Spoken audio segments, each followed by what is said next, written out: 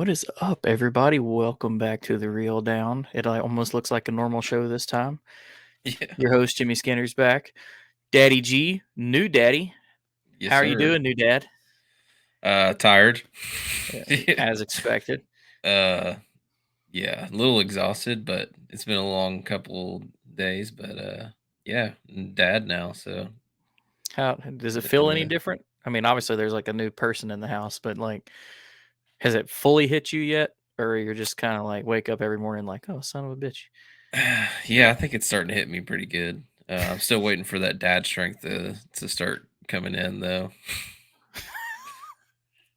Yeah, I've been trying to get a jump on that since Kristen's expecting. I've been pounding the gym, Yeah, but I'm well, hoping I'm hoping it just like activates all at once. what's the biggest difference with you that you've noticed so far? Because you're already Um, exhausted because you don't sleep, you work, and you fish. yeah. It just added to that, but I think I'm like a lot more considerate of like other people now, and like I don't know if that makes any sense, but like just kind That's of what other people are going through and that's trying to deep. be I yeah. thought you were gonna be like diapers are expensive and babies throw up a lot. No, you went deep. I like it. He hasn't been thrown up very much, Yeah, but you better knock on some he's wood, been brother. blowing up some diapers. Oh, dude, until you start to get them on like formula or solid foods, it's rough. Yeah, And then the transition's rough, and then it finally like starts to change. So I'm a big advocate for get them into the solid foods as quick as you can. But I'll you work on figure it it. all out. You'll figure it all Yeah, out. How's Mama doing? She good? yeah, she's doing really good. It was a pretty long labor, so it was like 30 something hours. So she's got a little recovery to do and sleeping to catch up on, but Oh, those times have passed. Um, there's, yeah. there's no catching up on sleep until that kid goes to college. Yeah, we had a doctor's appointment today, and she was saying something about how he keeps her up all night, and the doctor's like, "Yeah, you're a night person now, whether you like it or not." Yeah. So, Well, that's cool, man. So obviously you haven't had time to do anything else. I know I no, texted you last week and was like, "Hey, are you planning on recording?"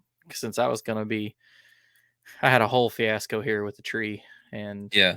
a tree crew, and they crushed my driveway, crushed my sidewalk, Oh, that's good. yeah, crushed my neighbor's driveway, crushed one of his columns.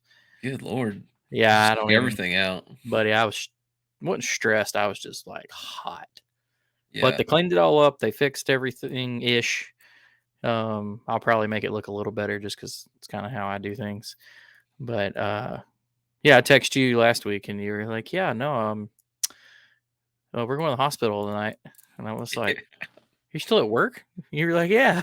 So you should probably leave. Like, yeah. It was kind of crazy. Like I got home from a conference in Memphis on Monday night at like midnight, and then I had to go to work the next morning. And then she had her appointment at work or while I was at work, and then the doctor was like, "Yeah, you're going in tonight." And I was like about to take my lunch break. I was like, "Well, I think I'm just gonna go home." yeah, it's a good move. Well, that's cool, Yeah, dude. I'm glad. It's got me kind of pumped up and then nervous because we've got until November, but it'll be here before you know it. yeah, it will. And That's how I was like. I was like, oh, I thought I had another week and a half or so, and like he wasn't actually technically due till tomorrow. So yeah, I yeah, was that's like, what I keep. I'm hoping that he comes earlier versus later because later gonna get into my Thanksgiving. Me and this kid don't need to start off on a bad note. yeah, You know, Thanksgiving's it's one of my holidays, buddy. But I don't know. It's cool that close friends with you and you're going through it now, so it kind of helps me. Which I mean, this is your first time. I've done this once, but it's been yeah. 12 years ago, so it's like basically like I've never done it because it's like I mean I remember some of it, but it's You gonna be need a new a good experience little for me. refresher. Ugh, yeah. I keep messing with Kristen. I was like, yeah, after this we got to have like 3 or 4 more, and she's like freaking out. I'm like, no. Well, it's cool to be back. Got the gang back together again, at least for right now. Yeah, I wasn't glad to be sure if I back. was going to have you. I postponed starting up the new show until you get into the groove of the dad stuff. So you real down fans are stuck listening to my ugly mug for at least a little bit longer, which I'm probably still be doing this show too because I don't know. I've been doing it so long; it'd be weird not to. Yeah, it'd be weird without you there, man. It's like not the same show anymore. Yeah, it's been 3 years or something like that. It's crazy, Wow. but figured we'd do a good a little bit not really different, but something that I haven't got to talk about yet. And it's coming to my backyard, and I'm gonna fish the event hopefully. And yeah, we wanted to have Mr. Vinny come on, the commish. Everybody, if you're in kayak fishing and you tournament fish, you probably know who this guy is. Like even before, I mean, I think back to like I always knew who Steve Owens was. You always knew who Mhm. Chad Hoover was. I always knew who Vinny was. Just from when I come in, you hear certain names. So, what's up, man? Or How are you? you've probably seen something that he's been involved with and Absolutely. not realize it. Well, I appreciate that. I hope it's always in good conversation that my name is brought up.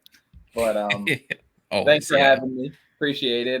You listed a pretty good group of guys there that I'm in conversation with, so that's always something good to hear. But Daddy G, congrats on being a new dad. Appreciate Um, it. you will be tired for the next few years. Just get used to Yeah. it. Yeah, I'm just going to accept that like a couple hours of sleep is my new normal now. I Yep. mean, that was your normal before. I don't think it's any different. You just don't really get to choose those hours anymore. Yeah, I don't get to choose the hours. That's my Well, Vinny, for anybody that might be new to the kayak fishing world, tournament world, just any of that in general, tell everybody a little bit about yourself and where you come from and what you do.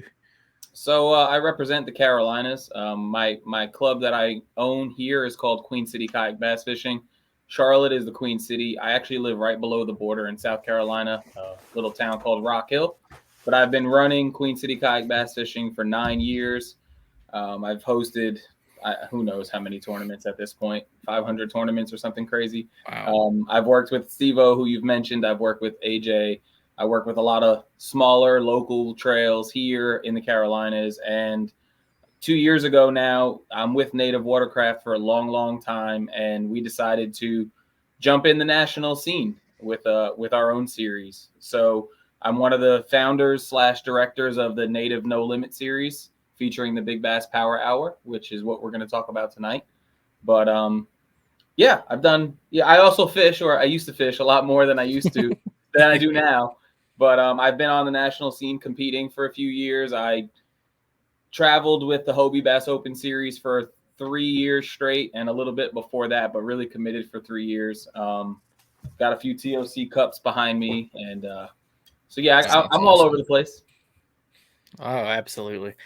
I love. We always talk about it, and you're starting to see a lot of the local stuff catch on to it. I've always loved the Queen City 4 fish limit.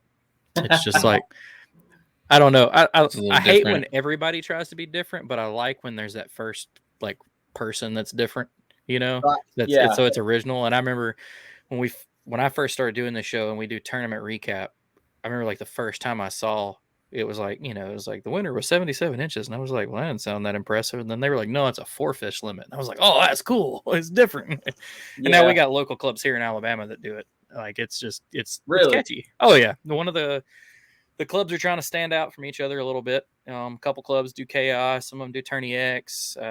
We do 5, some clubs do 3, and then one of them decided last year, he's like, "Yeah, hell, we'll do 4." And I was like, Nice. "That's so cool." But So that's how it started with me. I don't like to be like anybody else, but when I came in the game 10 years ago, the game wasn't what it was now. So, right, you had a series here, a series there, and that was it. Yeah. So a couple of them around the country were 3, a couple were 5. So I jumped in at 4.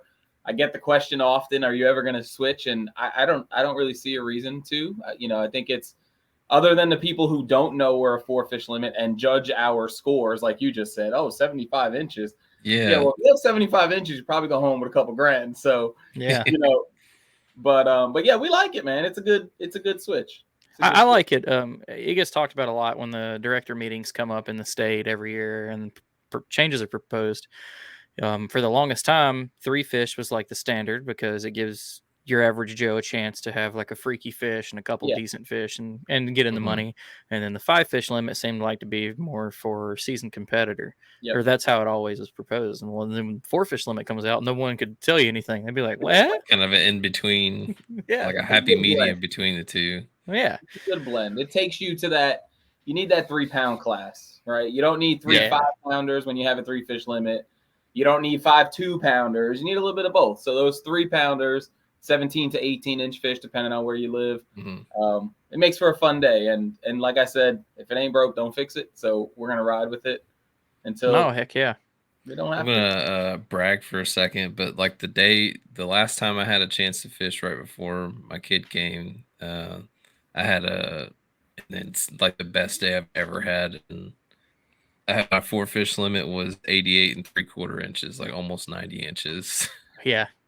I feel bad that you text me about it, and I just was like, great. I was having like a terrible day with all this like tree stuff. He texted me that, showed me pictures, and I was like, that's fantastic. I had like I was just like, I can't care right now. Like, good job. Cool. Yeah, that was great though. He's killer. It's like 2 days before my kid got here, so I was like riding that high. That was your like gift from God, because that's the last time you're gonna fish. That's the last time 2 years. That's what I thought when it happened. I was like, remember this because it's over. I don't know when I'm gonna get to fish again after this one. You officially peaked at the perfect time. Like, So with Queen City, we host 2 online month-long events every month, a North Carolina and a South Carolina. Our North Carolina limit the last 2 months has been between 86 and 88 inches. Now, I know it's for a month versus what you did in a few hours, but yeah, it's still very, very impressive when you're breaking that 80-inch mark. Yeah, that's a lot. It takes a lot to get to do that. Yep. Well, so as we're hitting on this, so we're here to talk about the No Limit Big Bass Power Hour and talking about 4 fish limits on one side, and then it's kind of an MLF format on the other side. But before we dive into it, as one of the founders and directors, like, tell me where it kind of came from, because again, it's not been around that long, but it's already had great success. But kind of where it came from, what gap you were trying to fill, just tell us a little backstory on it. So there's a great team of other directors involved. We got Chris, we have 2 Marvins out on the West Coast, and we got our buddy Will up in Delaware. And we all came together, and we have a few native employees who are on the team as well. And, obviously you have the Hobie Bass Open Series, big entity in Hobie, nice big series. Bass was splashing around, but not obviously as big as they are right now. So we knew we had 2 really large entities out there, but realistically, they both offered the same thing, right? 5 fish limit, chasing AOI, chasing TOCs, stressful environments, stressful years, lots of travel. So we wanted to have that high level of competition and awesome payouts. But at the end of the day, we wanted you to go home and not worry about having to drive 10 hours to the next event, or hell, fly to the next event in Wisconsin like I did. So, it was a one and done, or if you felt like you could make that second event on the East Coast or in the Southeast, then go make it. But it wasn't a necessity. And that's the gap we were trying to fill. And to speak on the other 2 series, the entry fees are really high. So we wanted to keep our entry fees very affordable. So we came in year 1 at the $100 mark, which we thought was pretty fair. But as a director, you guys know expenses go up, prizes have to go up, everything's got to go up. So we went up to $125 this year, which still isn't breaking the bank, in my opinion. It's not that $300 entry fee. It's not the $250 plus a week's worth of practice expenses. So it's a simple entry, mid-level entry fee, a lot of fun in the event with a very, very high ROI. Oh yeah, I feel like that's a good place to set it for, as far as like just like the person that doesn't really take it super seriously. Exactly. They can kind of come in and say, hey, I'm comfortable throwing $100 at something. Especially because everybody's got, like, this is a tournament that the way it's built, you don't have to have 5 days of practice. Any goober out there or the fishing pole could catch the big fish of the hour and at least take home $1,000, and with $125 entry fee, huge ROI right there. Yeah. And then you've got the guys. I've never been one of the guys that, like, I know people though that when they go out, they'll catch 30 or 40 fish, 12 inchers. I'm never that guy. I usually have 5 or 10 bites a day, but they're a little bit better. So, like, and that's the beauty plays to them. That we didn't even really talk about the format just yet, but that's the beauty of it. You can pick your lane and you can go in to the event with the mentality of, I'm going to win big fish for first hour, or you can go into the event and not care if you ever break the 16-inch mark and try to win first place overall. It just really depends on the system, the body of water, the time of the year, all that stuff. So having those two roads that both lead to thousands of dollars, again, adds to that anybody can do it and that fun factor. So absolutely, we like where we're sitting. We like the results we've seen, and hopefully it's something we can continue for a long time. Well, go ahead and break down almost, that format. Like fishing smaller tournaments within a tournament. Yeah, that makes sense. Yep. I mean, I can tell you right now, if I get to fish it when it's here in a couple of weeks, I just got to win 1 hour to make it worth my trip. Like, I already am like, yeah, there's no way I'll go to Guntersville and catch 40, 15 inchers, but I've had too many times on Guntersville where you catch that one freak. One slob, 20. Yeah, and this is the time of year too. Like, I was looking when I saw the date that this was, I went back and looked when I caught my 23 1/4 on a frog, and it was like within a week. And I was like, I was told that end of August would be an insane frog bite. I'm not going to sit here and act like I know Guntersville. I've been to Guntersville once. I came down for, I think, 3 days, pre-fished, practice, and I fished the Native No Limit. The Titans event, 4 years ago? 5 years ago. Tournament of Titans. Tournament of Titans. So that's the only time I've been on the Big G. But I was told if we were going to go for a no limit style, looking for that big bass power hour, end of August was when to do it. Grab your frogs and let's go fishing. So we'll see. Hopefully it's going to pan out, but this is when we're doing it. August 26th, Lake Guntersville. So I live like 45 minutes from probably the closest ramp. If you research it, everybody says October. I've learned that that's from the bass boat perspective, because the bass boat guys in June to August, they run offshore on Guntersville, fish the few ledges that it has, the deeper grass. I've learned in the last few years being in a kayak, you can catch them on a frog pretty good from February till like November. Wow. Yeah, just like year round. Just like 2 years ago, December and January were the only 2 months I didn't catch a frogfish on Guntersville. Wow. And it's good because we get to the areas that the water stays warmer in the winter. It's cooler in the summer with all the shade. And like a lot of the boats don't even go in the areas because the eelgrass is floating. It's all mopped up.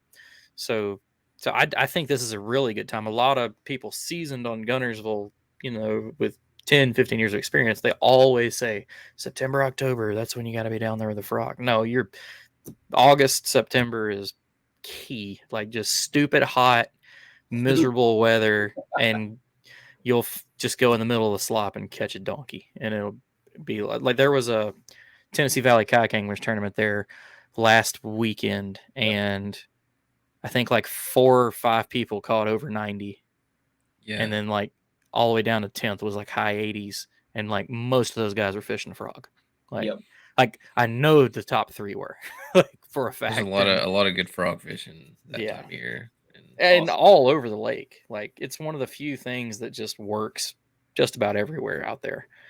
That's a great feeling for a director who's not from the area, who's coming 7 hours into town, to hear that we put it at the right time for success for an entire field of anglers. So I'm excited to bring it down there. I'm excited to be there and hang out with you all and get to shake some hands of people I only know through social media. And we'll have a good time. Absolutely. Well, so break down we'll step back a little bit. Break down the format of, so I mean, people kind of got the gist of it from that, but like, tell us how it works, what you win, some of the prizes, some of that stuff. So it is called the No Limit Series. So we'll start there.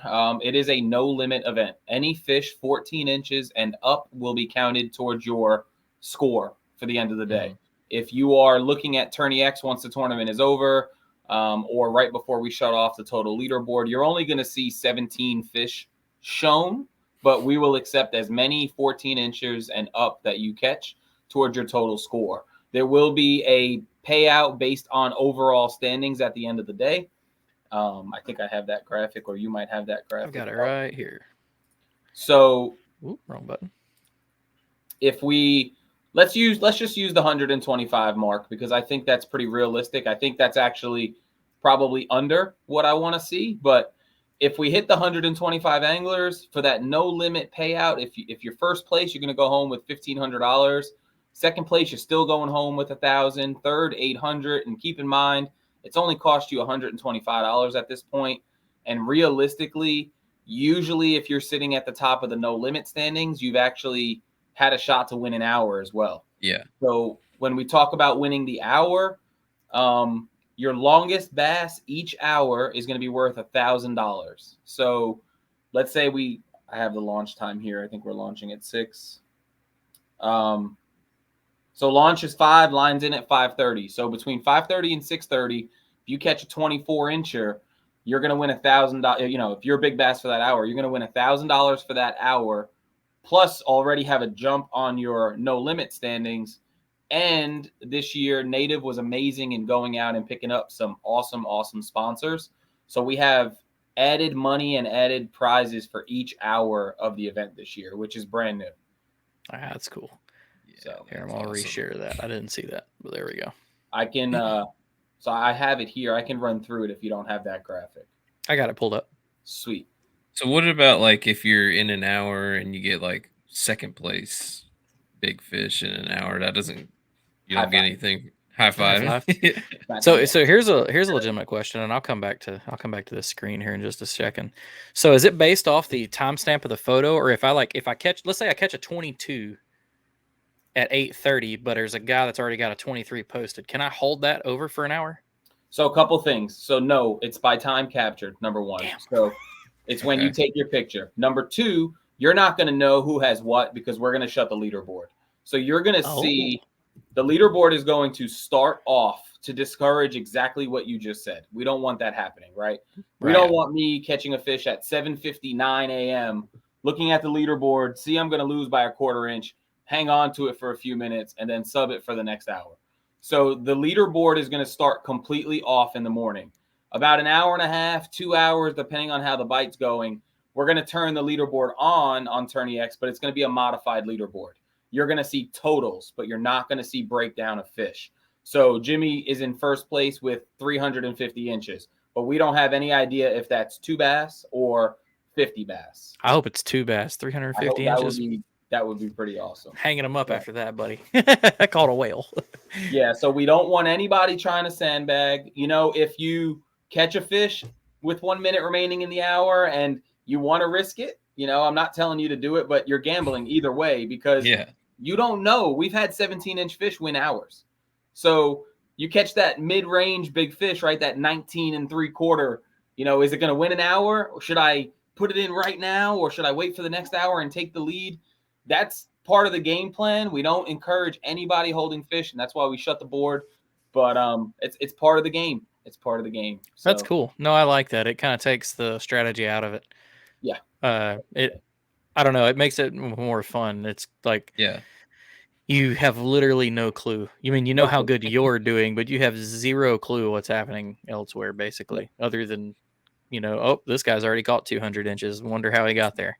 It's kind of like fishing before Tourney X was the thing, like at the ramp judge stuff. I miss those days. Hey, listen, there were good days, but I don't miss judging like this at the ramp. Yeah, I don't miss that part.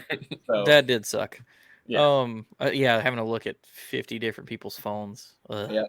So go ahead and go over your bonus prizes per hour if you want to. I can pull that graphic back up unless you have a more up-to-date one. I have a better one, and I have one that I can see easier on my end. Okay. You want me to share? Can I share? Did you give me that right? Sweet. I'll share. You're gonna see how many tabs I really have open right now. If you can answer it while you're looking for it, is there what's the tiebreaker for like Time if captured. somebody both like two people submit the same size fish in an hour? Time captured. Time captured? Gotcha. Yep. So can you see my screen right now? Yeah, I got you pulled up. Sweet. So hour one, you're going to get an extra $500 presented by Hook Performance Fishing. So you win that first hour, and we have over 100 people, which I imagine we will. You're going to go home with $1,500 cash. Amazing ROI. Wow. Nice. Hour two, presented by Yak Attack, you're going to go home with a $500 gift card plus a Black Pack Pro plus your $1,000. Hour three is going to be a Bending Branches paddle and Angler Classic Versalock plus your $1,000. Hour four is a prize package presented by NRS. It's been like a life vest, some straps, and I want to say some paddle holders. I think it's changed over the 3 events. Hour five is a $500 worth of product package from Yakima. Hour six is $500 worth of Dakota lithium batteries. Hour seven is $500 worth of Rapala and VMC product. And hour 8 is a $500 gift card to Boggs. Sweet. So, realistically, we keep saying $1,000 an hour, but it's really $1,500 an hour, cash and prizes, which you're not getting that anywhere else. I'm sorry, you're not. That's huge. No. I know. I remember hearing somebody talk about how they were like, yeah, well, the overall winner, it's, not that much. I'm like, I mean, considering everything else that's going into it, that's just about on par. Like, yeah. So we didn't even bring up the big prizes yet. So. Oh yeah. I'm sitting here looking at one of them. Yeah. So if we hit that 125 angler mark, that's the key right there. If we hit that 125, we're gonna have 3 Native Watercraft kayaks to give away. We're gonna have a first place overall kayak to give away. It'll be a Propel. We'll have a first place Big Bass. So overall Big Bass of the tournament, we'll get a Propel kayak as well. And then if we do hit the 125, we will give away a Falcon 11 to one random angler who has submitted at least one keeper. So if we have 90 people catch a 14-incher, I'll put them on a wheel and we'll do a random spin that evening at the weigh-in, and that lucky angler will go home with a Native Watercraft Falcon 11. And again, for those who are listening, we have to hit that 125 mark to have those 3 kayaks. I think I meant to check today. I was trying to see like what other tournaments are happening, like locally, regionally. I didn't have anything on my schedule. I was just looking a second ago. Yeah, I didn't see anything. Clear. Yeah. So I think it'll get. I mean, down here, folks sign up last minute. It's just how it is. I missed the Spro tournament because I'm one of those guys. I misread the Spro directions 2 years ago. Actually, so it was the month that I caught the fish I was talking about earlier. I thought you could sign up all the way up to the day before. So went down there, set my camper up, got everything ready, couldn't sign up. Went out and fished because there was no kayak anglers around where I was at that day. Went out and fished anyway, and I ended up catching that fish, and it would have been Big Bass of the Spro tournament. And I was just like, Gah. So I was texting my buddies that were in the Spro tournament, messing with them because they didn't realize I didn't enter. So I'm sending them pictures like, I got y'all whooped this year, boys. And I wasn't even in it. But you don't have to sign up until the day before on this one, although we would rather you guys sign up early and often. We have an event, actually. We have another No Limit event this weekend up in Pennsylvania on the Susky, world-renowned smallmouth fishery. We're hoping to hit 150 plus at that one. They had 130 last year, and we've had 3 others already this year. We started out in California. He opened us up 2 years in a row, Mr. Marvin Goda, and he had 183 anglers when he opened up his season this year in California. Do I need to say California one more time? Because the West Coast doesn't usually show out, and he had 183. And then I followed him. They're picky on which ones they show out for. Well, I'm glad they're on our side. I'll say that. Right. I don't care what their issues are elsewhere. I'm glad they're fishing native. But I followed him up in Carolina with 153, and he loved beating me. And then we went up to Michigan with our buddy Chris, and he had 110. So we've had 3 really strong events. I think the Susky will be really strong this weekend, and then I'm hoping this one is 150 plus. I don't see the only thing that I would see that would get in the way of this one is the weather down here has been nuts lately. As far as rain? Not even that. It's just been, I'd say out of the last like 14, 15 days, there's probably been 12 days of severe storms roll through. Yeah. So Like it's just been every couple like hours 60, one roll 70 through. mile an hour gusts, crazy lightning. Like it's just been some crazy run of bad weather. The rain doesn't really turn the people away as much. But when it gets like that, I mean, obviously for safety reasons, like, but that'd be the only thing, because so far there just hasn't been an end in sight for these pop-up summer severe storms. Yeah. But I still think people will sign up. We got hit hard last night, which I'm sure you did as well. It kind of hit the whole East Coast, all the way up to Pennsylvania for the Susky. So, but we'll see. It's really, it's out of our control, right? We don't know what's going to happen. They're not going to be able to forecast it. If you're in that situation, a director is going to tell you to make the safest and smartest decision. And if that means getting off the water, then get off the water and fish when it passes. Yeah. Absolutely. I think one thing that'll help a little bit is 90% of the people that are going to be out there for this event on G are probably fishing in shallower areas, a little easier to get to banks, bridges, versus, I mean, you'll have some of them nuts that go offshore, but I don't know. Guntersville's just not the place I like to do that in a kayak. No. Neither's Pickwick. Me and Garrett figured that out real bad. Pickwick's the worst storm I've ever been in. Oh, yeah. And I've only been on Pickwick once. And I called my wife and I said, pull up my location right now. I think I'm in a tornado. And the tornado was like 30 miles upriver from where I was. Oh, God. Me and Christine Fisher got stuck, like to the point of getting pelted with hail. And she was still on the water. She couldn't get back to the ramp. And I got out and just sat in my truck. But it was vicious. Yeah, that's scary. Guntersville's my worst storm. Fishing an event, bite was going crazy, pulled up on the bank, stopped, use the restroom, and like all hell broke loose. Because like it was already using so the restroom windy. Or the weather. The weather. So I went normally as a guy, you're just good where you're at on the water. But it was already so windy. I was like, I'm gonna fall out. So man. So I went to the bank and then it just broke loose. You could hear tornado sirens, and I was like, oh, I'm gonna die. Like this is what's gonna happen. And apparently, like it hit the south end of the lake, which I was only north of the dam, like 10 miles, so not that far. And it was absolutely crazy. But like the guy that won that tournament pulled under a bridge in the middle of all that chaos and caught like 62 inches under that bridge. It was back when we were doing three fish. Wow. And like while houses and barns are flying everywhere, he's just popping them with a buzzbait under a bridge. Like wow. But no, I'm sure it'll get a turnout, man. I was talking about this. We're getting ready to set up a couple events for next year and later in the year, and Guntersville just draws a crowd. It's not too far for the Tennessee crew to drive down. It's not a big drive for the Georgia folks to come over. Actually, speaking of the Tennessee, having the Tennessee Bass Nation State Championship on Guntersville 2 weeks after this event, so I'm thinking it'll be a good practice for them. Yeah, I'm thinking that's like 100-person event.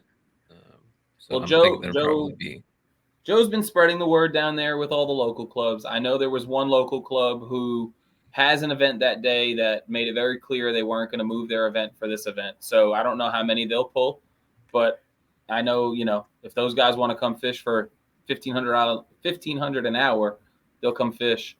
But we'll see. It's a trial event. We added 2 of these this year. I was joking with you guys backstage. Apparently my Carolina event was not officially Southeast, so we needed a Southeastern. I thought I lived in the Southeast. I guess I was wrong. Hey, I'm pretty sure those Carolina teams are in the SEC, right? Yeah, I'm pretty sure. I mean, that's the rules we all go by. Yeah. So we added Guntersville, and then we gave Texas a shot because they have some great fisheries there. So we're going to Texas in October to Lake Fork. So I think that's going to be absolutely amazing as well. Yeah. And that's how we'll end our season, and then we'll regroup and see what 2024 looks like. I know I'm going to change some things here in the Carolinas for my event next season, and we'll see what we can do nationwide next year. But definitely looking forward to coming down and getting away for a weekend. So, absolutely, man. I've been super busy, but like it pops in my head. So then I'm like, check the date. Do I have that date off? Yeah, you can sign up now if you want. I need to. That way I don't like plan anything else around it, like work or something like that. Oh yeah, definitely not work. Yeah, I'm gonna have to check on my commitments. Well, let me ask you guys. Your commitment is asleep in the other room. Your commitment is different. Yeah. I gotta run it by the old lady for that one. Good luck. What's it going to take to win? What do you think? What's overall Big Bass going to be, and what's the total first place inches going to be? I'd say overall Big Bass. I'm gonna say like a 22 3/4 or something. See, I was going to say 23.5. Okay, Yeah. so we're not going to Like, hit that 24. The 24s, I don't see them as much come from there this time of year. I usually see those just big stupid fish in the spring. Okay. Like, Yeah. and I say see like I'm catching them. No, like I follow the boat tournaments and everything that happens out there. You see the big ones in the spring, but in the summer going into the fall, you usually see a lot of the 20 to 23. So I think someone will find like a really big 23, 23 and a half. Yeah, I can see that too. Overall, I would think it's got to be like 300, because I think, but I mean, you get in some of these, like there's some spots on Guntersville, it's like almost like crappie fishing. You're just going to find that area where the 6 million 12 inchers are just hanging out around 3 rocks, or 14 inchers. I'm sorry. 14 inches. That's the Yeah. difference right there. Yeah. That's the difference, because you could have a day of 12s and it's not going to matter on August 26th. They got to be a little bit bigger. I like Man, that too. I've always wanted to there's move it up to a few 15. springs I've hit on Guntersville where it's just loaded with 15 to 17 inch fish. Those are the ones that are getting done Yeah. right there. Yep. I'm going to go ahead and tell you, if you're going to where I think you're going, I'm not going this time. Yeah, I I'm don't going know somewhere about else. going there, but It's failed us like the last 3 trips. But no, I think yeah, like 23 and a half and a 300. Cool. Because I do think someone will just beat on them with a wacky worm. I'm trying to think what would it take to get 300? Like how many fish total is that? If it was 14 average. I mean, I don't math, bro. Well, That's why I'm a fisherman. Let's say 15 average. So we're looking at 20 fish. 20 Yeah. fish. 20, I think 15? somebody will top that. I don't think somebody will get to like 400, somewhere in that range. So like 30 15s, give or take. Yeah. Well, and then like something, to think about now that you say it, 2015s. It's like I fish out there, well, not lately, but normally I fish out there a good bit. And like you typically are catching 15 and up. Yeah. Like size wise, you mean? Yeah, I don't go out there. You catch a couple of rats normally, but like I can think of plenty of trips all different times of the year when you come back and a 16's your smallest, and you had a good, 10 fish day.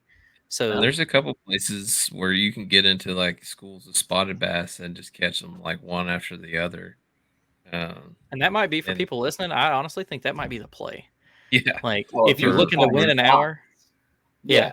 If you're looking to win an hour, obviously like frogging in the mats and the thick grass. Yeah. But if you're looking to like put it to rest, you catch one of them schools coming through a bridge and throw a spook and it's over. Yeah. Like Ooh, you just put some good information out. It's okay, because 700 boats will be doing the same thing while you're trying to do it. So good luck. But I've had days out there. I remember the first time it happened, blew my mind, where I sat under the same bridge at the same bridge pylon with a spook for like 4 hours, and just boom, boom, boom, boom, boom. It's like, every time the wind would pick up, the fish would turn on. You'd catch 5, 10, 15 around, 14 to 16 inches. Then it'd die. Then, you may have been catching the same fish over and over again, but you would just wear that school out. Just like awesome. It didn't end. I got sick of doing it. And crazy. I gave a kid on the bank the spook and I went home. Like I was done. I was like, I've done this enough. But buzzbait was really good that time of year. Yeah. It's another one. It'll be cool. You'll see a lot of different takes on how to, you always do when you fish Guntersville, but like the fact that there's multiple ways to make some money during this, you're really going to see people like you can all over the 100% fish your strength and have a chance. Yeah. So, yeah. Personally, I'd probably just be chasing an hour and try to win a couple hours. So we don't have a lot of multiple hour winners. Obviously, it has happened, but it's nice as a director to see 8 different people go home with an hour. That's pretty cool. But yeah, it can definitely happen. So, and it's well worth going for it. 2 big bites, $2,000. Man, I have a guy right now, and I doubt he listens to this, but I'll go ahead and say his name, Randall Wallace. If there's an event on Guntersville, he fishes it. He will fish the frog, and he will beat most everyone. He was the back-to-back Spro tournament winner. Like, dude has got it on Guntersville. Yeah, he's a hammer. I would put money on him. I would be bold enough to say 3 hours. Really? Yeah. And not like, obviously he can't hold fish, but like I've watched him and scored these events that he's in, and it happens in flurries. It's never like all in the morning or he catches 100 inches in an hour. It hits 3 or 4 flurries during the day. So I think if his spot is on, he might like, and they're just big fish there. It's just a freaky area, and it has done him well. And I'm pretty sure that's probably where he was at the TVKA event last weekend, and he did good. So I don't know. I'd make a side bet that I guarantee you, if he enters it, which I don't see why he wouldn't unless he's out of the country, that he'll at least get an hour and probably 3 of them. Awesome. But well, yeah, man. Is there anything else you wanted to share about this coming up or anything at all? No, so I just want to, thank the guys for welcoming us down there. Thanks for having me on tonight. I am going to be in town. It is going to be me hosting this event, the Carolina Boy traveling down. Awesome. Where is it happening at? It's at Goose Pond. Cool. Okay. At the convention center? No, or are y'all doing it at the arena? It's an indoor facility. It's not the convention center. I have the address. Tell me if it's, again, I'm coming from out of town, so it's hard for me to know exactly. Pull that off of memory, yeah. I have it right here though, and of course it's not right here now. But so I'm staying. I can tell you where I'm staying. Anglers Retreat Cabins. Okay. They are hooking us up with a discount. I got to thank Mountain Lakes Chamber of Commerce for helping us out with everything, bringing us into town. And I can't find the address. I don't know why, but yeah, we're at Goose Pond. The address is posted in the event. I promise. Yeah, I know. That's cool. But I figured it was either most people go to Goose Pond. It's kind of like the place you go if you're going to have a big tournament. I'm curious to know the place though, because I know the convention center is like basically like 2 blocks from the thing. I didn't know they had another indoor facility, so that'd be cool to know. Convention center was sold out, so it was taken for that event. So he gave me another indoor facility. Hey, well, the people of Alabama appreciate you getting us out of that humid, just terrible heat that's going to be happening. Yeah. Especially in August. Love you all, but it was for me. I promise. It was for me. You can benefit from it, but it was for me because I'm going to sweat like no other. But yeah, we'll be on site. You have to come back to the venue to win your prizes. We have some awesome catch products, trophies, the mini bumps for 1st, 2nd, and 3rd in black. We'll have frame certificates for 4th through 10th place. And kayaks will most likely not be on site, but if I can swing it, I'll make it happen. They'll be on site. I'm still waiting on confirmation from Native Watercraft. So they may be on site. They may be at the local dealer. I'll have all that information as we get closer. But that Friday night, I'll be in town. We'll be doing a live virtual captain's meeting going over some of the general rules. If anybody has any questions, you guys will need to print out the Native Watercraft identifier tag for this event. You will give you your ID code on Friday night. And then going back to how we started with a simple, fun event, it's a 1-day banger. So you're going to go out, you're going to give it all you got for 8 hours.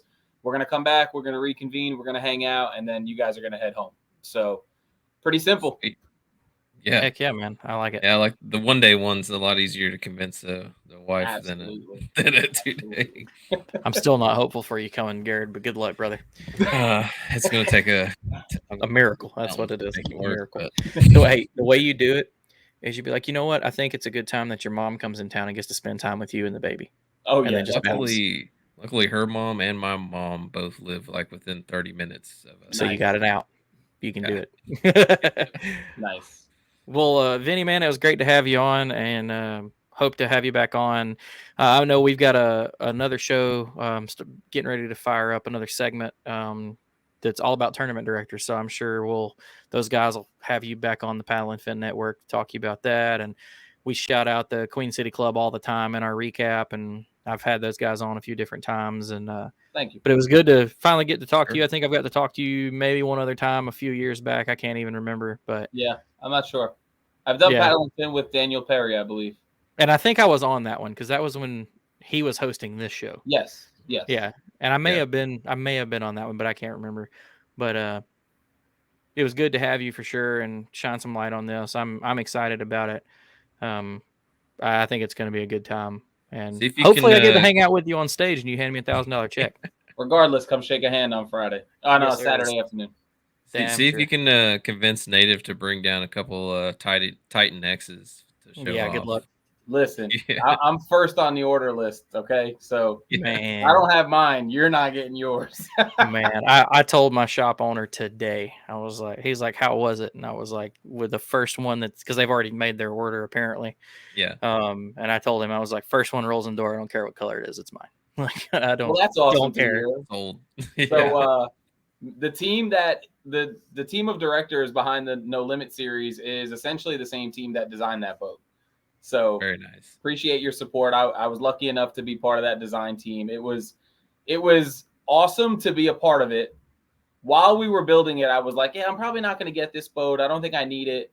And then when it came to life at ICAST, well, we saw it a couple days before, but when it really came to life, I sold my Titan immediately, and I was like, send it when it's ready, because I'm pretty pumped up about it. So I'm not a motor guy, which if you follow Queen City, you probably know that, but I do own a motor and I fish bass a little bit. So, you need the motor. But that will be my motor kayak moving forward. For sure. Once I get It's my definitely hand got a solid platform for motors. Yeah. No, it wasn't nothing against, anybody that was designing because I don't know most of those guys at all. But when we got to ICAST and Ramel had it, and Ramel's had a hand in it a little bit and rigged it up, and I was like, oh man, Ramel makes things great. Like his mind is just like on it. So when I saw that, I was already like, God damn it, I guess I gotta grab one. Like so, and then like hanging out with him at ICAST and him showing me some details and talking it up and everything. I think it's time to let the Hobie go for a little while. I think it's going to be really good. I think it has a lot of like small when you first look at it, but awesome features, right? Like simple, the catch board placement, right? That's huge for all of us who kayak, who tournament fish. Just little things like that. And then we made battery areas. The battery areas, the horizontal rod storage for if sure. you don't have the foot steering. Like it's just a lot of little things that really came to life, and I'm very excited to get in one. This is the least amount of kayaks I've had in the garage in I don't know how many years, probably like 8 years. We just got rid of our Manta Rays. I got rid of my Titan 12. So it's just the Max 12.5, the Max 10, and we're waiting on the Titan X. That's sick. They still have a projected date? I know it was fall. Yeah, dealers are posting their pre-orders for like October right now, but who knows? Who knows? Oh, I was gonna say I thought I saw something about October, but yeah, I saw a dealer post today. I don't know exactly where it was. I was just scrolling, and it said pre-orders for October. So I know my local shop that I work with said October. So who knows? Could be September, could be November, but hopefully before the year's out, and we can jump in it and do some cool videos. Greg did a great video walkthrough, which I'm sure you saw it live. So I didn't get down there, but I'm excited for it. Obviously, you can probably hear by my tone. Oh yeah. Well, everybody listening, you'll know when they've hit the Nashville location because I will have a for sale post as soon as it happens. So. You better put it out now and just get it ready. Love it. I love it even more that you're selling a Hobie to get it. Just saying. Man, we've said it. We talked about it a lot down there. Because that, there was some buzz. People in the industry. They were like, they did a Titan redesign, and I was like, well, yeah, but, and it's like I loved my Titan, but it was slow on the pedals, and it was heavy, like stupid heavy. Hobies are heavy, but Hobies are balanced, and the Hobie drive works good. I don't mind a crank drive, but it was just like, yeah. And we've always said it. If they ever change the Titan up, made it possibly a little bit faster and a drier ride, I'd 100% jump right back in one. I'm not dedicated to the Hobie like some of these folks are. Yeah. And when we walked up to the on the water presentation, and they had one out, and then they had the well, no, I don't remember if they had it on the water. I can't remember. I know that was when Ramel our first realized Ramel was there. And then we immediately ran inside because I had a vendor pass. So we immediately ran inside and went to the booth and looked at the one that Greg did the video of. And I was just like, dadgummit, I gotta swap everything over and start a new project. And Well, Yeah, luckily, well, it looks you like know, it's pretty easy to rig it it. looks Yes. very friendly to rig. Rommel rigged it out of a suitcase. Yeah. So Oh wow. that's You what know, he we- said. He's like, this is 2 years in a row I've done this crap at ICAST, is rig a boat out of a suitcase. Oh, wow. So you Right. don't know, obviously, until you use it, and I haven't used it. I'm not going to sit here and lie to you all. Yeah. But we designed it to be faster. We designed it to be drier. So hopefully we hit both of those marks, and I do believe we did based on what I know about the floor height and the hull design. So it is heavy. You're not getting around that, right? A boat that you're going to slap a motor on and multiple power poles and multiple 12-inch graphs and multiple 60 amp hour Dakota lithium battery. It has to be heavy. It has to be. So it is going to be heavy. You're not going to get away from that part, but hopefully it's a little bit smoother. And realistically, you're putting a motor on it anyway, so you're not going to feel the speed difference. I can tell you on a Max 12.5 versus a Titan 12 with a Newport NK 180, it's like 0.3 mile an hour difference. Yeah. So what are you feeling? You're not feeling it. Right. What it's come down to for a lot of boats is like a lot of people think about top speed. It's torque, which the NK300 is stupid. I need one. And I told Rommel, gotta get one. yeah, I think he's probably sick of people saying that. Like, Yeah. because we all were like, hey, Yeah. I've been rocking the NK 180 for a long time. I want the 300, but it's about the torque and like how fast a boat can get up to speed, and how efficient it is at speed. And I think it'll, like, because a lot of people were looking at the features on top. I was actually like in the booth under it, like looking like, oh, okay. Yeah. Because I mean, everybody knows the old shape of the Titan had the big like U shape underneath, which was like what gives it its stupid stability. Yeah. And then so I was looking at that one, and I don't know. I got high hopes for it. Talking to a couple people, already got some speed numbers out of it, talking to Rommel and those guys. So like, for a lot of people, they're gonna be like, oh, that's not that much different, but it is. So. Yeah. And if it's drier, which it should be, and you get all the bonus features, you'd be crazy to not jump on it. And that new seat, you like that? New canoe guy, we know. And when I saw, again, that was what the first conversation with Rommel was. He said, hey, did you see the seat? And I was like, yeah. He was like, yeah. Me and him were on the new canoe team together. So. Okay. Well, that was one of my things, right? When I just said until it came to life. So when we designed the swivel seat, and I was like, do we really need that? But then I saw it and I was like, hell yeah, we need that. Why don't we need that? I've always, it's not, I still love my new canoes. I'm not a knock at new canoes, not why I left. No hard feelings, no bad blood. Just wanted something different. I do not understand why more companies did not play with, especially like so many boats are super stable now. Yeah. That the swivel seat is not even dangerous at all. I mean, like you can turn your seat sideways and just casually fish and relax and kick back. And I've been waiting for some. I mean, I know Phil Freak kind of did it, but it didn't get a lot of the hype and love. They've really got like that. The one that Native does is it locks. It has the lock on it. You could always add the lock to the new canoe. I personally, I'm not a fan of a lock because so like if I'm paddling, I do it like a traditional, like an Olympic paddler would, where I move the seat back and forth a little bit. And then I'm really big about like kicking like kind of crooked. And then when I sit up, I straighten right back. It's just like I'm sitting in this office chair. So for me, like I move a lot. So like the first thing I would probably do is rig that lock to not work. Like, to be honest, it's like I will break that off just so it doesn't lock anymore. But I know for a lot of people that'll, they want to have control of their situation while they're in that seat. And that's a huge factor. And it works really good. I played with it at ICAST. It worked great. Nice.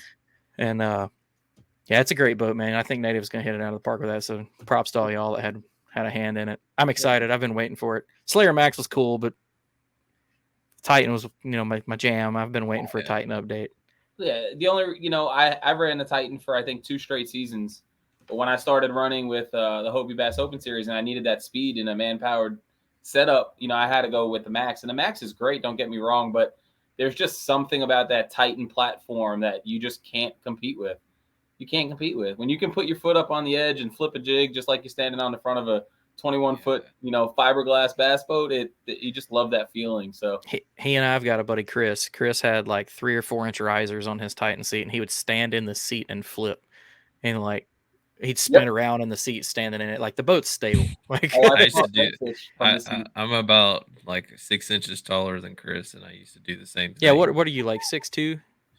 I was like, I don't know, 6'1" or something like that. Well, I forget Chris is tiny. So, but like he's like 280. Like, you're a big guy. Yeah. And like he'd stand up in it. Like I had the risers, and I'd stand in the seat and bed fish from it. Exactly. Yeah, it's crazy. Yeah. So well, I'm looking forward to it, man. Well, this was fun. I'm glad we got to go talk to you, talk about all sorts of different things. Just a quick recap, folks, if you're listening and you're still here with us. We got Vinny here talking about the No Limit Big Bass Power Hour. It's coming up August 26th, or is it 19th? 26th. Yep. 26th of August, $125 entry fee. You can win big fishing hour for $1,000 plus the bonus prizes. You can win the overall prize. There's boats being giveaway. It's going to be a fun time, and I mean, it's something different. If you're getting tired of, grinding through your tournament season, chasing that AOI, maybe stuff's not been going your way, come spend the day, hang out, way less stress, fish how you want, fish on Lake Guntersville, and just win some money and go home. Yep. Awesome. Well, man, we appreciate you coming on. It's been fun and won't keep you any longer, but hope to have you back on soon, brother. Anytime. Thanks for the invite.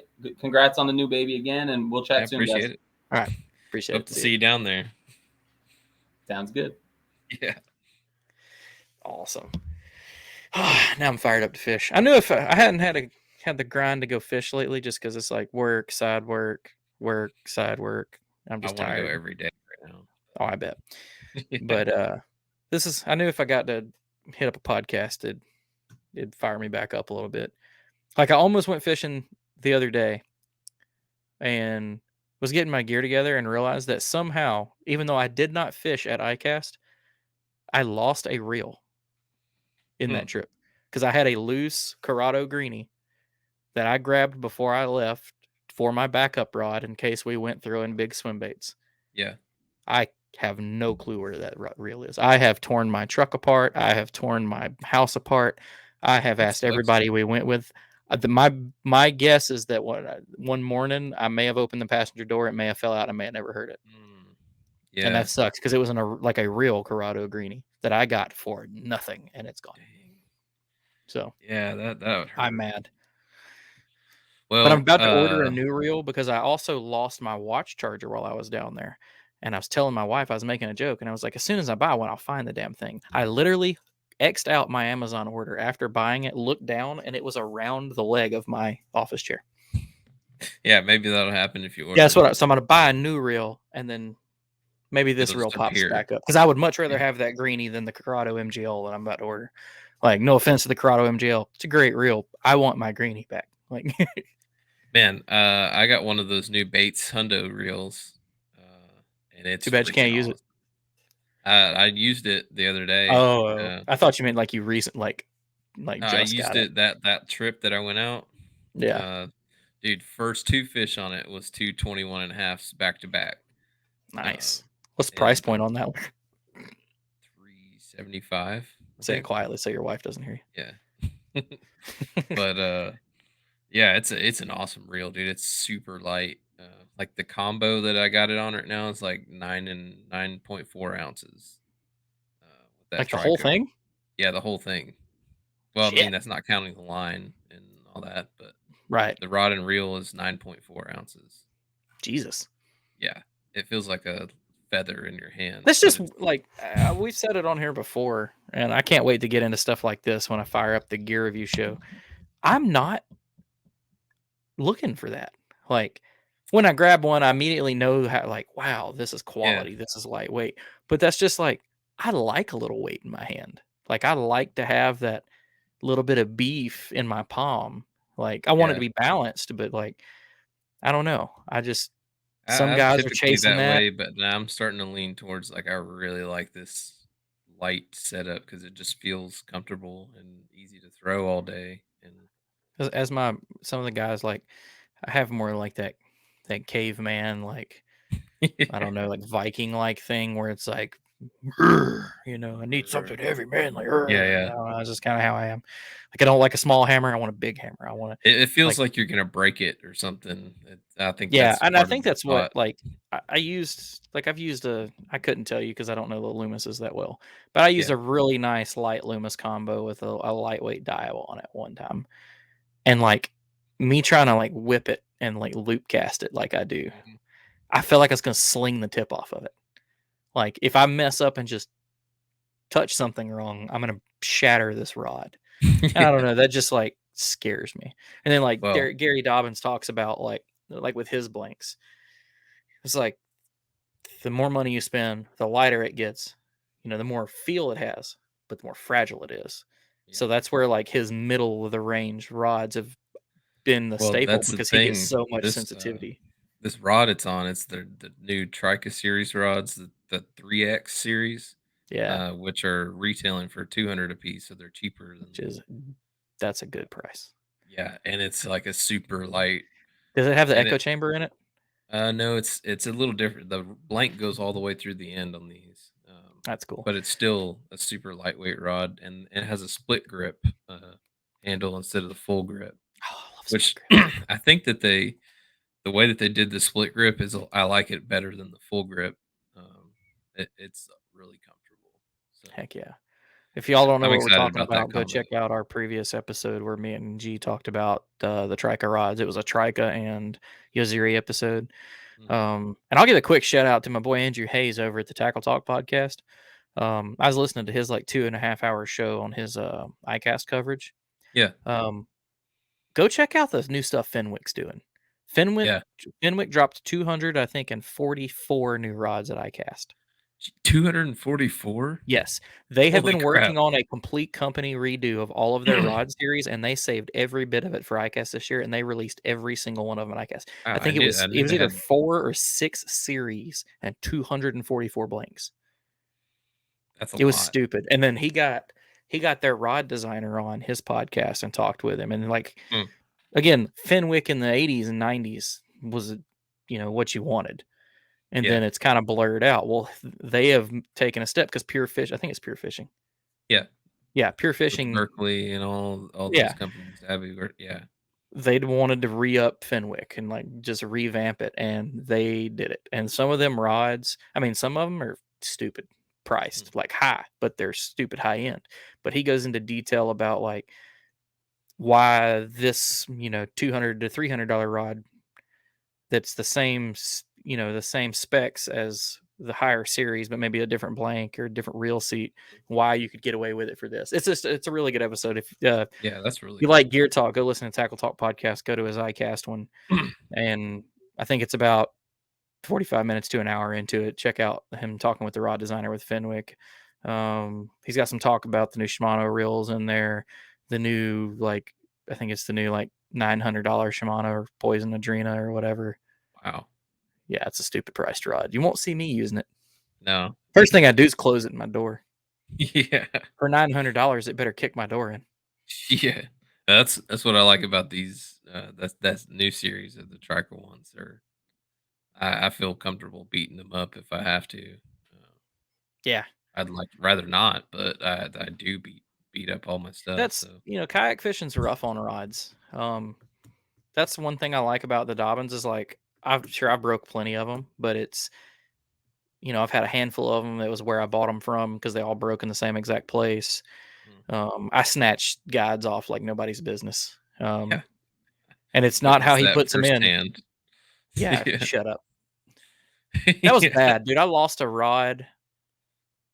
No, I lost my You net, lost. broke a rod, and ripped a guide off of one. Yeah. And I still haven't bought that damn net replacement. And I don't plan on it anytime soon. Oh, But I've been using this Ranger net. And I freaking love it. I'm just not going to use a net anymore. Yeah. I'm Well, going to go back to how I I'm used to about do to send you a video after we get off, and it'll convince you to want to use the net. it.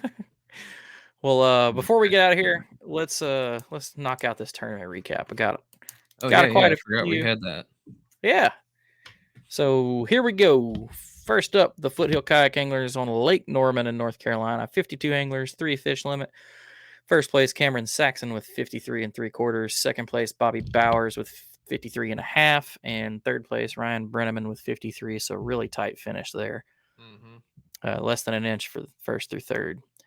Next up's the Ontario Kayak Bass Trail Best 5 Challenge. It's a 3-day event. Your 5 best bass across the 3 days. 56 anglers. First place, Chris Vodawick. French Canadian, I'm not sure. 101 1/4 inches up in Canada. What? Yeah. All Second smallmouth? place, probably. I don't have the pictures because it's Yeah. not a Tourney X post, but I don't know. They get good largemouth up there. I remember having them guys on and them talking about I it. don't think that you get enough to get 100-inch worth of largemouth. I think No it's got to telling. be smallmouth. But second place, Thomas Polesny with 98 1/2. Sorry, brother. Third place, Adam Hammond with 97 1/2. Next up, the When are we kayak going to anglers. cover one of those events? We need to do it soon before they freeze up because it's got to be getting Yeah. close. Like I remember them saying September's like end of season. Next up, the kayak anglers of Laurel Highlands on Shawnee Lake, 38 anglers, 5 fish limit. This was a tough one. First place, David Gallagher with 79 1/2. Second place, Keaton Voitley with 77 1/4. And third place, Nate Hall with 76 1/2. Nice. Moving on from there, the Southern West Virginia Kayak Anglers 2-day event on the New River and Greenbrier River. 1 day on the New River, 1 day on the Greenbrier River. Angler gets to choose which day they do which. Your best 10, so 5 from each place. First place, Eric Cormack. 150 1/4 for his 2-day total of 10 fish. So 73 inches, 70, 75 kind of average. Yeah. So tough fishing. Second place, Joe Gill with 143 3/4. Third place, Mark Edwards with 141 1/4. You saw next that with the Hobie event too, right? It had a little bit of tough fishing for a lot of people. Oh yeah, that one was tough. Yeah. I wish I'd pulled that one up. Next up, the Tennessee Valley Kayak Anglers on Lake Guntersville, 31 anglers, 3 fish limit. My man Joe McElroy, 60 3/4. Talked about him earlier. Second place, Randall Wallace, also with 60 3/4. Tiebreaker was a big fish. Third place, Dustin Wade. Randall lost the tiebreaker on that? Shocking, right? Yeah. Third place, Dustin Wade with 60 inches. And again, if you go check that one out on Tourney X, there was a bunch of big fish caught in that one. Bunch of good limits. What was do you know what the tiebreaker big fish was? I can look it up. I can't remember. I looked at it when it happened. I saw the recap, but I couldn't tell you now. I couldn't. I'll let you look that up, and I'm going to hit this one. So we just had him on Vinny and the Queen City Kayak Bass Fishing event, Lake Fontana, 33 anglers with their 4 fish limit. First place, Jeremy Heath with 68 3/4. Second place, Caleb Crawford with 67 1/4. Third place, Drew Steele with 67 1/4. All right. I got it for you. It's all right. What was the tiebreaker? A 21 1/2 and a 21 1/4. A quarter of an inch. A quarter inch. That sucks. Yeah. Just by the number of good fish caught in that event lets me think that this no limit thing is going to be nuts. Like someone might go out there and have 300 inches and like sub 15 fish. Yeah. Like, yeah, it could be sick. But like the big bass of the whole event looks like it was a 22. Okay. So like I said, no big freakies, but a lot of the 20 to 22s. I'm surprised there wasn't a 23, but it makes me feel better. Every event said, I've ever fished on Guntersville, I don't know if I've ever seen a 23 win, except for like that one in the spring. Yeah. But like later on in the year, it's always like a 22 something that wins big fish. Well, next up on the list, my local club, North Alabama Kayak Anglers and the Coosa River Kayak Anglers came together and fished Weiss Lake in Center, Alabama. 31 anglers on that one, 5 fish limit. First place, my boy and our teammate Spencer Miller with 85 1/2. Beating out second place Blake Robertson, who also had 85 1/2, but it also went to the big fish tiebreaker.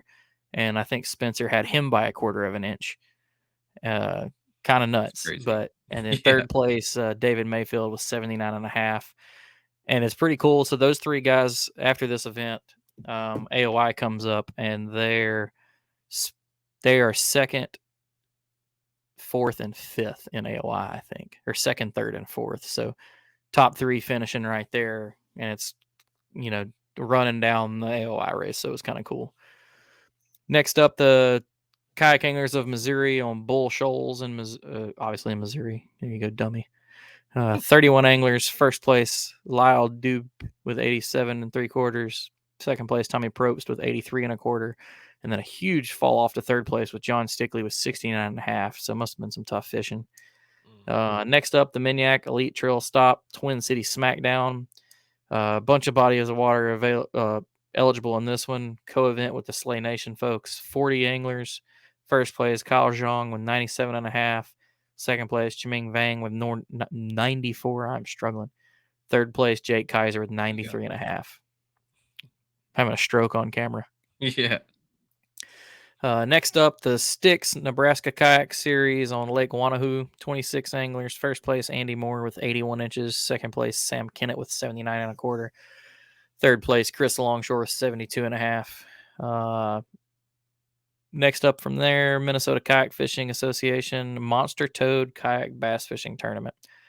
35 anglers. First place, Sombath Her with 95 3/4. Second place, Ken Estrada with 84 3/4. Third place, Leslie Kivdera with 81 3/4. Some interesting last names. I love it. Yeah. Next up, the Washington Kayak Bass Fishing Tour event on Moses Lake in Washington. That's insane to think about. Bass fishing as northwest as you can get in our country. We've covered we've had a few on the reel down on this part at least. From Washington, and some good limits coming out of there. I think we've had a couple. A couple that were decent like limits. 90 something inch limits that won it. And this one's Trey Potts with the win on that one, 80 3/4. Second place, Joshua Duggar with 80, and third place, Scythe Mao with 79.5. Really close. All right, here's a fun one. The Kayak Anglers of San Antonio Kiddie Pole Tournament for the Fanatic Angler Foundation. Any kiddie poles, 34-inch length maximum, no dock demons and micros not accepted. Open face kiddie poles not accepted. The Fanatic Angler Foundation is a nonprofit organization that organizes and conducts fishing clinics, promotes angler education, fostering the knowledge and skills of fishing while reinforcing the importance of stewardship and outdoor ethics. The organization aims to bring people in our communities back to the great outdoors by combining an appreciation for the sport of fishing with a respect for one of our greatest natural resources, water. So there was a kids division and an adult division. I have no clue which one I have the scores for. 36 anglers, 5 fish limit. First place, Taylor Strange with 68 3/4, which I feel like is respectable when you're using a kid pole. Second place, Rolando Second place, Rolando Nandine. So Rolando, 58 inches, second place with a kiddie pole. And third place, Fernando Wolf with 56 3/4. That's awesome. And next up on the list, the California Slay Nation on Eastman Lake. 29 inches on that, 4 fish limit. Oh boy. First place, Eli Verig with 38 inches. For 4 fish? 4 fish. Second place, David Owen with 23.5, and third place, Salvador Arceo with 17 inches. There were only 14 fish caught in the whole event. Yeah, that was a grinder for sure. Yeah, I would have went home on that one. 3 more left. First up, the Kayak Fishing Utah Bass Tour on Rockport Reservoir, 46 anglers. First place, Richard Conley with 66 inches. That's a 5 fish limit, so another struggle. Second place, Cayman Rasmussen with 64 3/4. Third place, Jeff Payne with 64. Moving on from there, you got the SoCal Kayak Anglers on El Capitan, 49 anglers. First place, Brandon Cabrales with 84 inches. Second, Ryan Ramirez with 77 3/4. And third place, Braden Santo with 76.5. And the man Joe Ma that came in 25th place caught a big 25 1/4. So Cali's still got the big ones out there. Yes, sir. And then last but not least, it was oh, never mind. Sorry. That was the last one. So good job for the SoCal guys. Yeah. did want to mention that Jackson Orr event, the Midsummer Catch event, the charity tournament. Yeah, give us that recap. Yeah. Well, I may be mentioning this because I'm bragging a little. That's definitely why he's mentioning it. Not about all the money that was raised for the people that needed it, you dick. No. Well, it was cool. So, what he did was the guys that all won placed in it. He had them pick a charity that they wanted to donate to, and they donated whatever their winnings would have been to said charity. So, had it pulled up here a second ago. And he lost it.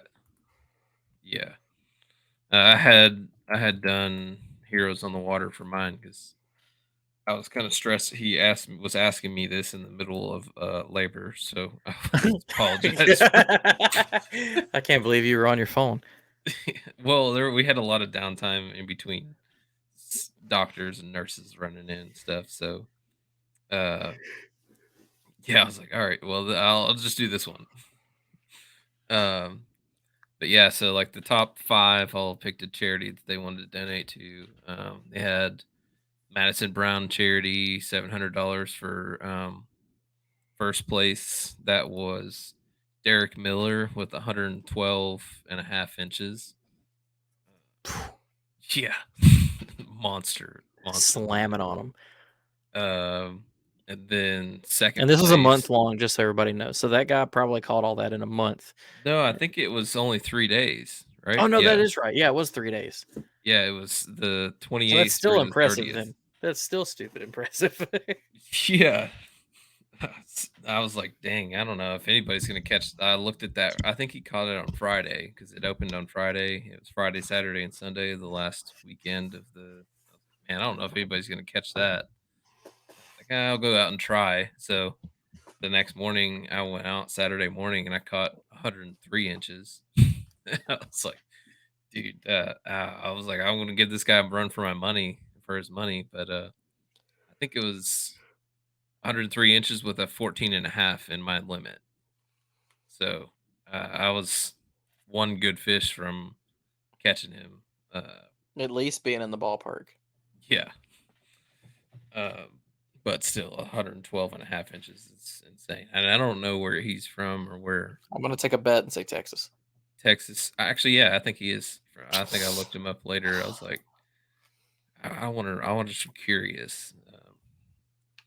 But yeah, so 112.5, and I had 103, and I did Heroes on the Water for my charity I picked, and then third place was Brian Howe with 95 inches, and he did Keep Texas Beautiful, $300 going to that, and then we had Danny Gann with 91 3/4 inches, and he did Autism Anglers. And then after that, you had Marty Hughes with 88 1/4 inches, and he picked Auburn's 6-piece program. So that's awesome. Pretty cool that they kind of spread it out and let him pick where that money was going to. Yeah. Well, anything else for this one, buddy? No, I'm good. Are you good? Yeah. Hey, you got to talk about fishing? Got to take a little bit of break from being a dad? Yeah, I heard him crying a second ago in the background. I was like feeling bad about taking a second to step away, but well, you can go be a dad again. We'll close it up. But folks, we appreciate you coming and hanging out with us. Just glad that we both got to be back and get a show in, and more shows to come. We're going to keep them rolling as best we can. With your schedule is going to be crazy, and I've just been trying to catch up on a bunch of work, but we're still here, folks, and we're trying to keep bringing it to you. We still love all y'all and appreciate all y'all support. So until next week, we appreciate you coming back to the Paddle and Fin Network. Make sure you go get signed up for that Big Bass Power Hour event, and we will see you next time. We'll see it.